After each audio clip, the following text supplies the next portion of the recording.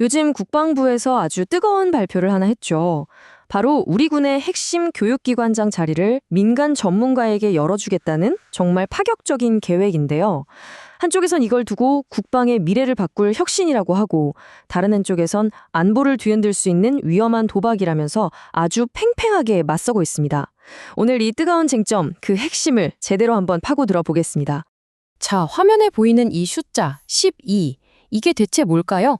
바로 이번 계획이 그대로 진행됐을 때 우리 군 교육기관에서 사라질 수 있는 장군, 즉 별의 총 개수입니다. 구체적으로 보면요, 별 2개인 소장보직 3개와 별 하나인 준장보직 6개, 그러니까 총 9개 직위가 해당되는데요. 별의 개수로는 총 12개가 걸린 그야말로 어마어마한 변화인 셈이죠. 좋습니다.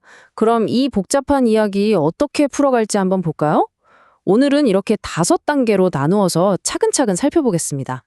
먼저 정확히 무엇이 어떻게 바뀌는지부터 짚고 넘어가죠. 자, 그럼 가장 핵심적인 질문부터 시작해 봐야겠죠? 도대체 뭐가 어떻게 바뀐다는 걸까요? 핵심은 이겁니다. 지금까지는요, 무조건 현역 장군, 그러니까 소장이나 준장급만 맡을 수 있었던 자리들이 있어요. 군의 아주 중요한 교육기관장 자리들인데, 이걸 이제 법을 바꿔서 2급 이상의 군무원, 다시 말해 민간 전문가도 임명할 수 있게 길을 열겠다는 겁니다. 단순히 한두 자리를 바꾸는 게 아니에요. 우리 군의 뿌리라고 할 수 있는 보병, 포병학교를 포함해서 무려 9곳이 모두 해당되니까 이건 정말 근본적인 전환이라고 할 수 있겠죠. 아니 근데 국방부는 도대체 왜 이렇게까지 판을 바꾸려는 걸까요? 다 이유가 있겠죠? 국방부의 입장은 이게 바로 미래 국방을 위한 필수적인 조치라는 겁니다. 국방부가 내세우는 가장 큰 이유는 바로 교육의 연속성, 그리고 전문성입니다. 이 한 문장에 그 고민이 다 담겨 있다고 볼 수 있는데요.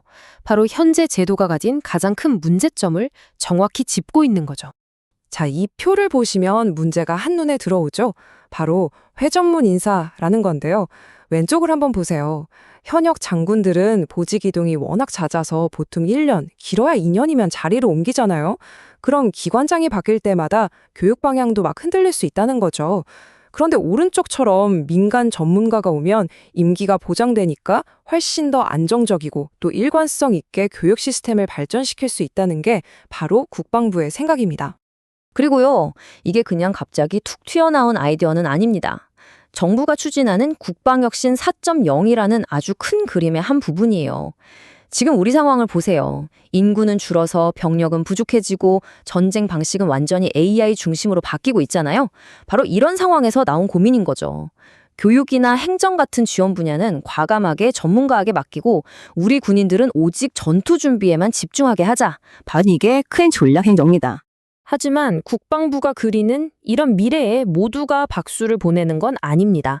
지금부터는 반대쪽에서 나오는 아주 현실적이고 좀 뼈아픈 우려들을 한번 들어보겠습니다.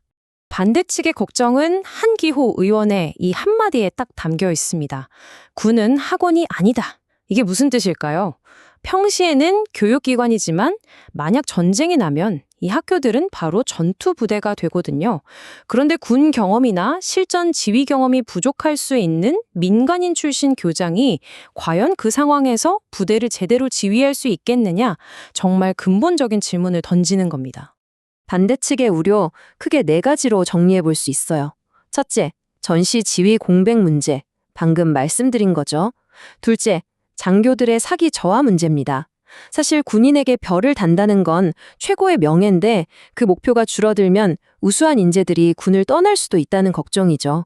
셋째, 우린 아직 휴전 국가잖아요. 이런 상황에서 섣불리 지휘 체계를 바꾸는 게 맞냐는 현실적인 문제. 그리고 마지막으로 효율성만 따지다 군대라는 조직의 아주 독특한 특수성을 놓치는 거 아니냐는 비판입니다. 자, 이 표를 보시면 이 논쟁의 핵심이 명확하게 보입니다. 한쪽은 교육 전문성, 인력 효율성 같은 미래 가치를 보고 가는 거고요. 다른 한쪽은 당장의 전시 지휘권, 전투 준비 태세 같은 현재 안보가 더 중요하다고 말하는 겁니다. 이 둘 사이의 균형을 어떻게 잡을 것인가? 이게 바로 이 문제의 핵심 딜레마인 거죠. 사실 이런 고민 우리만 하는 건 아닙니다. 다른 군사 강국들은 어떨까요? 한번 해외 사례를 살펴보겠습니다. 여기 보시면 미국과 독일, 접근법이 좀 달라요. 미국은 문민 통제 원칙이 아주 중요하죠. 그래서 국방장관 같은 최고위직은 반드시 민간인이 맡도록 해서 군에 대한 민주적 통제를 강조합니다. 반면에 독일은 굉장히 실용적이에요.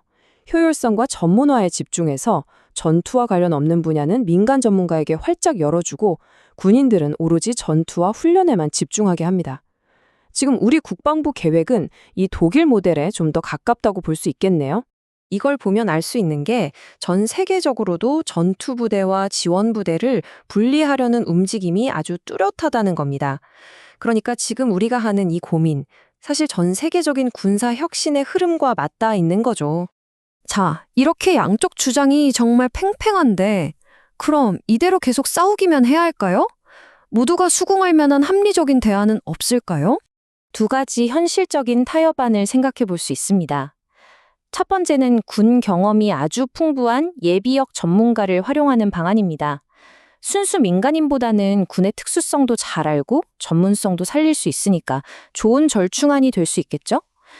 그리고 두 번째는 아예 법적으로 보완하는 겁니다. 평시에는 민간인 교장이 교육을 책임지고 전시에는 지휘권이 현역 부교장에게 자동으로 넘어간다. 이렇게 명확히 해두면 반대측이 가장 걱정하는 지휘 공백 문제를 원천적으로 막을 수 있지 않을까요? 그리고 국방부가 중요한 사실을 하나 덧붙였는데요. 이번에 줄어드는 장성 자리가 그냥 없어지는 게 아니라는 겁니다. 그 인력을 오히려 최전방 전투부대, 그러니까 창급 부대를 강화하는 데 다시 쓴다는 거죠. 장교들의 사기가 떨어질 거라는 우려에 대한 국방부의 대답인 셈입니다. 결국 우리는 이 질문 앞에 서게 됩니다. AI가 전쟁의 승패를 가르는 시대에 과연 진정한 국방력은 지휘관의 계급장에서 나오는 걸까요? 아니면 체계적이고 흔들림 없는 교육을 통해 길러진 우리 병사 한 명 한 명의 전문성에서 나오는 걸까요? 여러분의 생각은 어떠신가요?